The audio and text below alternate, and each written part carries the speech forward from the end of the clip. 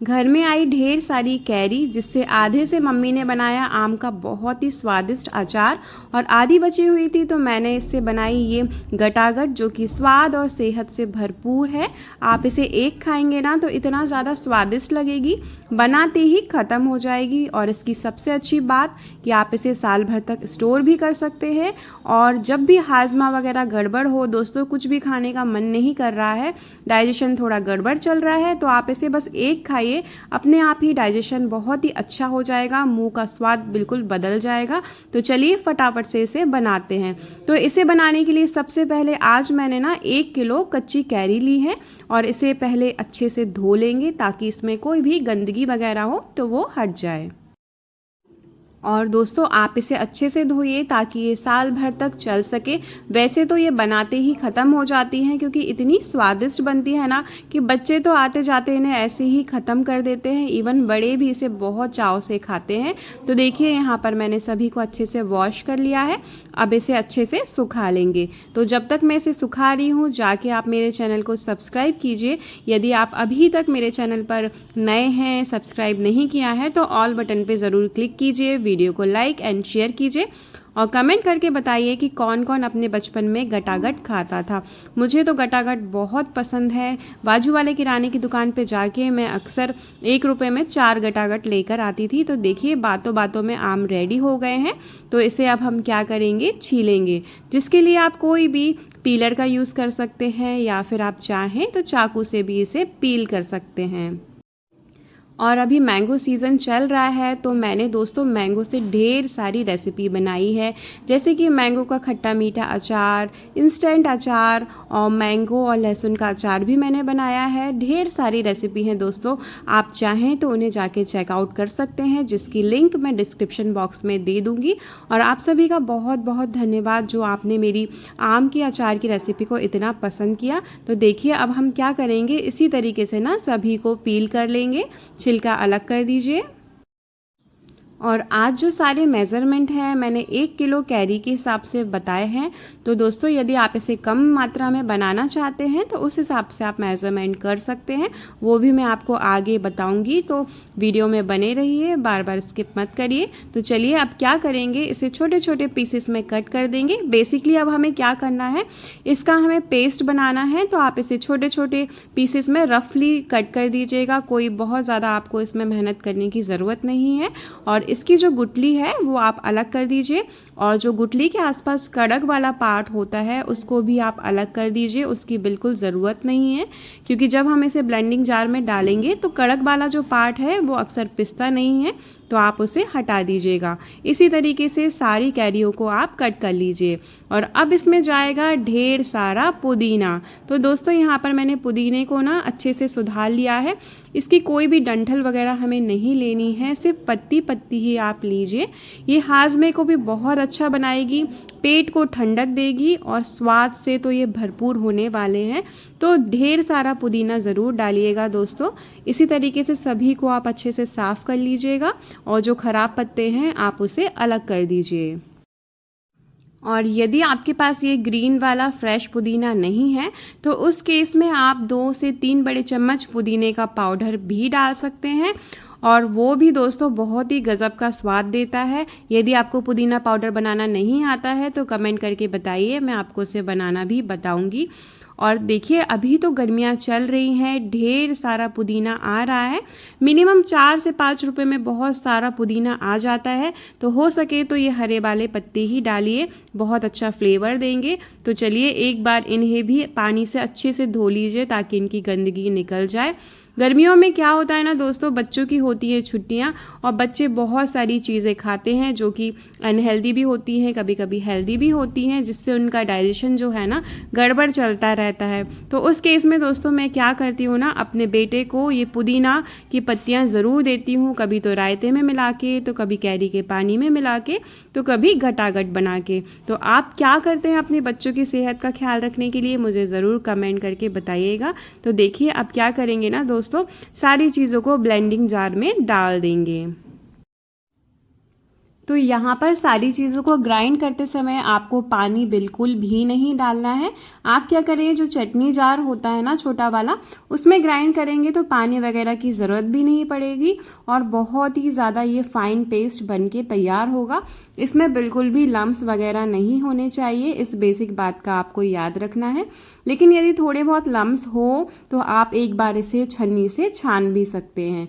तो बस अब सारी चीज़ों को बिना पानी के अच्छे से ब्लेंड कर लीजिए। तो देखिए यहाँ पर जो हमारा पेस्ट है बिल्कुल तैयार हो गया है। और दोस्तों, क्योंकि हमने 1 किलो कैरी का यूज़ किया है तो यहाँ पर 1 किलो ही इसमें शक्कर जाएगी। यदि आप आधा किलो कैरी से इसको बना रहे हैं तो आधा किलो शक्कर का उपयोग करें। तो चलिए फटाफट से इसको पकाना स्टार्ट करते हैं।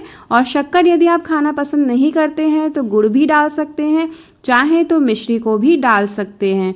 तो सबसे पहले गैस पे कोई भी कढ़ाई या मोटे तले का पैन रख दीजिए और उसमें डालेंगे 2 छोटी चम्मच शुद्ध घी। क्योंकि मैं आज इसे नॉर्मल सी घर की कढ़ाई में बना रही हूँ, आज मैंने कोई भी नॉनस्टिक पैन का यूज़ नहीं किया है, तो 2 छोटे चम्मच मैं शुद्ध घी ले रही हूँ। आप नॉनस्टिक कढ़ाई में बना रहे हैं तो आप इसे बिल्कुल स्किप कर सकते हैं। तो चलिए अब क्या करेंगे, जो हमारा आम का पेस्ट है उसको इसमें डाल देंगे और साथ ही साथ जो हमने शक्कर ली थी उसको भी इसमें डाल देंगे। तो दोस्तों फटाफट कमेंट करके बताइए कि किस किस को आम से बनी रेसिपीज़ पसंद है और आम से आप क्या क्या बनाना पसंद करते हैं। कमेंट ज़रूर कीजिएगा, आप लोग बहुत बढ़िया कमेंट करते हैं जिसका रिप्लाई करने में बहुत ही मज़ा आता है। तो अब क्या करेंगे, इसे अब हम पकाना स्टार्ट करेंगे। तो आपको फ्लेम को पूरे दौरान मीडियम टू लो पर रखना है और उसे अच्छे से पकाना है और इतना पकाना है जब तक ये पूरा ड्राई ना हो जाए। बस इस बेसिक बात का आपको याद रखना है। और इसे पकाने में आपको अराउंड दोस्तों 25 से 30 मिनट लग जाएंगे। तो आप साइड में कोई काम भी कर सकते हैं और बीच बीच में से चलाते रहिए। बस ये तली में चिपकना नहीं चाहिए, इस बेसिक बात का आपको याद रखना है। और जैसे जैसे ये कुक होता जाएगा ना, इसका कलर भी चेंज होता जाएगा। इसका कलर हल्का हल्का सा ब्राउन होना स्टार्ट हो जाएगा, साथ ही साथ ये गाढ़ा भी होता जाएगा। तो बस दोस्तों आपको इसे इतना पकाना है कि इसकी जो कंसिस्टेंसी है ना बिल्कुल ड्राई हो जाए, इसमें बिल्कुल भी मॉइस्चर नहीं रहे, तभी गटागट बन पाएगी। नहीं तो ये थोड़ा सा यदि लिक्विडी होगा तो गटागट फॉर्म नहीं होगी। तो बस आप इस बेसिक बात का याद रखिए। और अब इसमें फ्लेवर डालने के लिए हमने कुछ मसाले जोड़ के रखे हैं, जैसे कि चाट मसाला और साथ ही साथ यहाँ पर सॉल्ट ली है, काली मिर्च का पाउडर लिया है, साथ ही साथ काला नमक लिया है, लाल मिर्ची का पाउडर लिया है और यहाँ पर मैंने सिंपल जो नमक होता है, सादा नमक कुकिंग के लिए जो यूज़ करते हैं, उसको भी ले लिया है। तो चलिए अब इसे डालेंगे और इसमें जाएगा 1 चम्मच भुने हुए ज़ीरे का पाउडर। वैसे तो आप मसाले जो हैं वो अपने अकॉर्डिंगली ले सकते हैं, तो आप चाहें तो 1 बड़े चम्मच इसमें गरम मसाला भी डालें। आप देख सकते हैं कि मैंने लाल मिर्ची का इसमें कम उपयोग किया है, क्योंकि बच्चे भी इसे खाएंगे और बच्चों को चटपटा तीखा ज़्यादा पसंद नहीं होता है, तो मैंने कम तीखा इसको किया है। आप चाहें तो इसको ज़्यादा तीखा भी बना सकते हैं और दूसरे फ्लेवर भी डालना चाहें तो उनको भी डाल सकते हैं। तो देखिए यहाँ पर जो कलर है ना कितना परफेक्ट आ गया है, बिल्कुल ये गटागट की तरह दिखने लगा है। और देखिए ये एकदम परफेक्टली गाढ़ा हो गया है। तो बस इसे लो फ्लेम पे आपको 2 से 3 मिनट और कुक करना है। यहाँ पर फ्लेम बिल्कुल भी मीडियम या हाई नहीं रखना है। जब ये गाढ़ा हो जाएगा तो बस लो फ्लेम पे ही इसको पकाइएगा दोस्तों, नहीं तो इसका जो टेस्ट है वो कड़वा हो जाएगा। तो अब हम क्या करेंगे, इसे बिल्कुल ठंडा कर लेंगे। ये रूम टेम्परेचर पे आ गया है और इसको मैंने फ्रिज में आधे घंटे सेट होने रख दिया था। और चलिए अब इसकी गटागट बनाना स्टार्ट करेंगे। तो जिसके लिए हाथों पे आप क्या कीजिएगा दोस्तों, हल्का सा तेल या फिर ऑयल लगा सकते हैं ताकि ये बिल्कुल भी ना चिपके। तो चम्मच की हेल्प से आपको बिल्कुल छोटे छोटे से पोर्शन लेके इसकी गोल गोल सी गोलियां बना लेनी है। जिस तरीके से मार्केट में गटागट मिलती है बस उसी साइज़ की आप इसे बनाइए, तो खाने में भी बढ़िया लगेंगी। देखिए कितनी ज़्यादा चटपटी और बढ़िया बनके तैयार हुई हैं। तो इसे शक्कर के पाउडर में हम कोट कर लेंगे।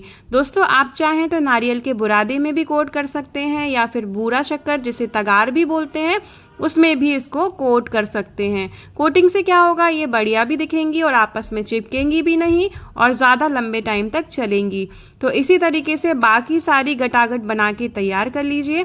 ये जो मिक्सचर है थोड़ा सा स्टिकी होता है, तो आप क्या कीजिएगा, चम्मच की हेल्प से करेंगे ना तो ज़्यादा बेहतर होगा और हाथों में भी चिपकेगा नहीं। आपको बस यहाँ पर एक बेसिक बात का याद रखना है कि ये जो मिश्रण है ना बिल्कुल ठंडा होना चाहिए, रूम टेम्परेचर पर होना चाहिए। मैंने इसे आधा घंटे तक फ्रिज में भी रखा था, तो ये बढ़िया से बन गई है, बिल्कुल भी चिपक नहीं रही है। यदि ये थोड़ी सी भी गर्म होंगी तो शक्कर पिघलना स्टार्ट हो जाएगी। तो बस आप इस बेसिक बात का याद रखेंगे तो बहुत ही बढ़िया गटागट बन के तैयार होंगी। और दोस्तों ये बिल्कुल ड्राई नहीं होंगी, जिस तरीके से नॉर्मल गटागट होती है ना उससे ये हल्की सी सौगी होंगी, जो कि नॉर्मल है। तो आप यदि इसे बना रहे हैं ना तो आप ये मत सोचिए कि ये बिगड़ गई हैं या कुछ इसमें प्रॉब्लम है, नहीं, ये बिल्कुल ख़राब नहीं होंगी, लंबे समय तक चलेंगी, लेकिन अंदर से थोड़ी सी सॉफ्ट रहेंगी। तो लीजिए, हमारी गटागट बन के बिल्कुल तैयार है। और आप ही बताइए कि रेसिपी आपको कैसी लगी, और आप इसको 1 साल तक किसी भी एयरटाइट कंटेनर में बाहर रख के स्टोर करके रख सकते हैं। आपको इसे फ्रिज में बिल्कुल भी नहीं रखना है और ये लंबे समय तक ऐसी ही रहेंगी। तो हमारी स्वाद और सेहत से भरपूर गटागट बिल्कुल तैयार है। यदि रेसिपी अच्छी लगी हो तो रेसिपी को लाइक, शेयर एंड सब्सक्राइब करें।